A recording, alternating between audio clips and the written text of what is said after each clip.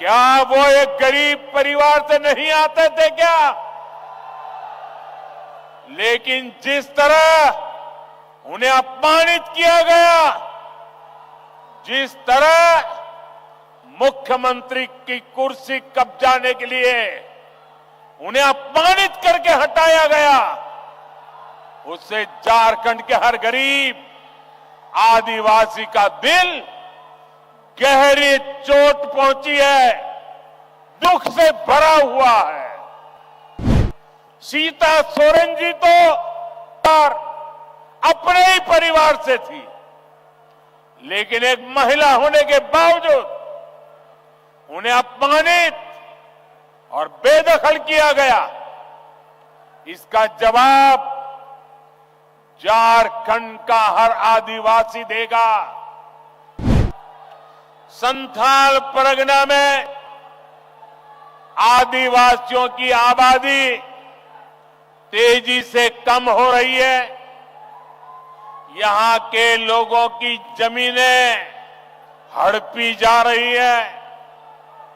घुसपैठिए पंचायतों पर, व्यवस्था पर कब्जा कर रहे हैं। बेटियों के साथ अत्याचार की वारदातें बढ़ रही है। झारखंड के शहर हो या झारखंड के गांव, इस घुसपैठ के कारण हर झारखंडी असुरक्षित महसूस कर रहा है। साथियों, सच्चाई ये है कि जेएमएम के लोग बांग्लादेशी और रोहिंग्या घुसपैठियों के साथ खड़े हैं। एक घुसपैठिए और कट्टरपंथी जेएमएम को भी अपने कब्जे में लेते जा रहे हैं। इनके लोग झारखंड मुक्ति मोर्चे के भीतर भी घुस गए हैं। जानते हैं ऐसा क्यों हुआ? क्योंकि जेएमएम में कांग्रेस का भूत घुस गया है।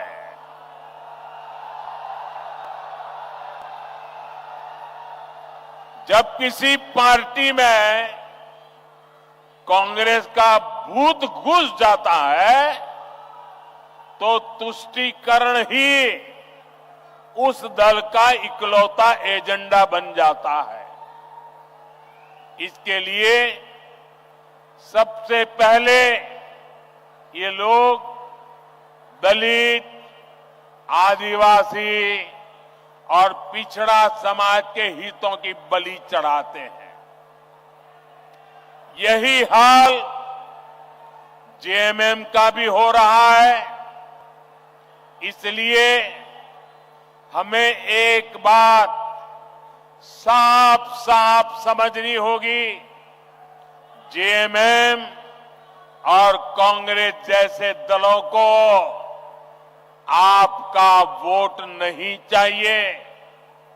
ये दल मजहब के नाम पर अपना वोट बैंक बनाना चाहते हैं। यही समय है, हमें इस खतरे को यहीं पर रोकना होगा। इसके लिए झारखंड के हर एक नागरिक को एकजुट होना होगा, भाजपा को मजबूत करना होगा। साथियों, वोट बैंक की पॉलिटिक्स करने वाले लोग किसी के भी सगे नहीं होते। जेएमएम सरकार के 5 साल का कार्यकाल इसका सबूत है।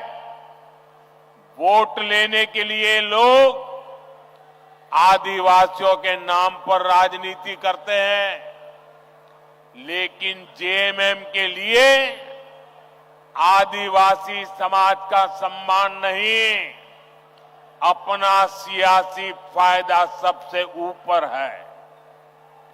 आज झारखंड का गरीब आदिवासी पूछ रहा है, क्या चंपई सोरेन जी आदिवासी नहीं थे क्या? क्या वो एक गरीब परिवार से नहीं आते थे क्या?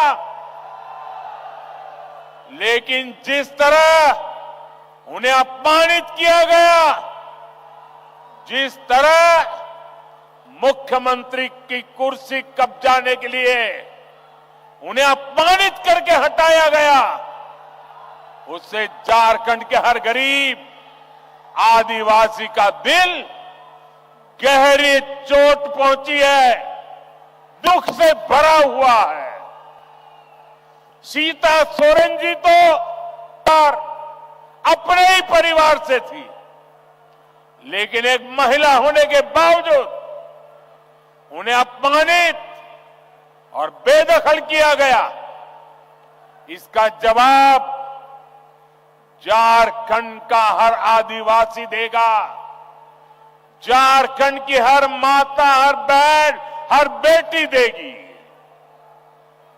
साथियों, झारखंड का निर्माण बड़े सपनों के लिए हुआ था, लेकिन इन सपनों का, इन आकांक्षाओं का क्या हुआ?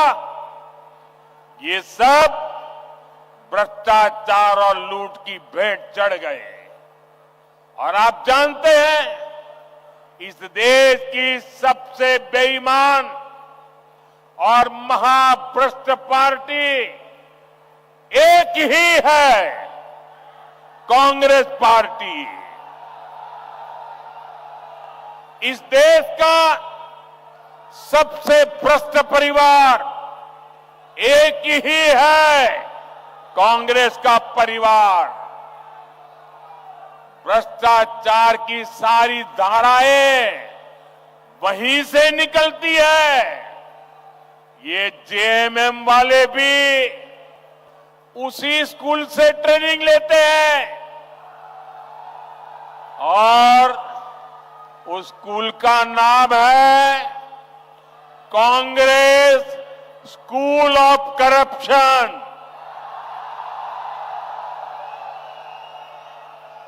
झारखंड मुक्ति मोर्चा ने 5 साल में केवल एक ही काम किया है, झारखंड की लूट और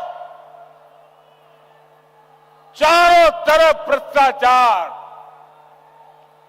जेएमएम सरकार ने जल, जंगल, जमीन सब में भ्रष्टाचार किया। एक और यहां का गरीब, शहरों में रहने वाला मध्यम वर्ग एक एक रुपये के लिए पसीना बहाता है। दूसरी ओर इस सरकार के मंत्री और इनके सांसद के ठिकानों से, उनके नौकरों के अड्डे से सैकड़ों करोड़ कैश बरामद होता है। हजारों करोड़ रुपए के घोटाले होते हैं। आपको याद है ना, कैसे नोटों के पहाड़ झारखंड से निकले थे। टीवी में महीनों तक वो नोटे के पहाड़ दिखाए जाते थे। ये नोटों के मशीन से नोट नहीं आई, ये नकली नोट नहीं थी, ये आपकी मेहनत की कमाई का पैसा उन्होंने लूट करके जेब भरा था। ये आपका पैसा है। भाइयों बहनों, इस चुनाव में ये भ्रष्टाचार करने वाले, आपके धन को लूटने वाले, देश के खजाने को लूटने वाले, झारखंड के खजाने को लूटने वाले उसकी पाई पाई का हिसाब करना हम सबकी जिम्मेदारी है। मुझे आपको साथ चाहिए भाइयों।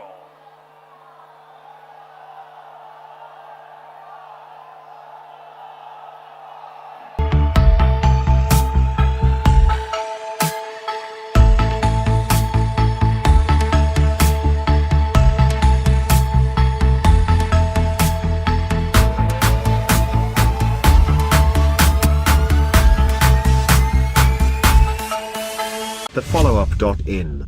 Like, share, and subscribe. www.thefollowup.in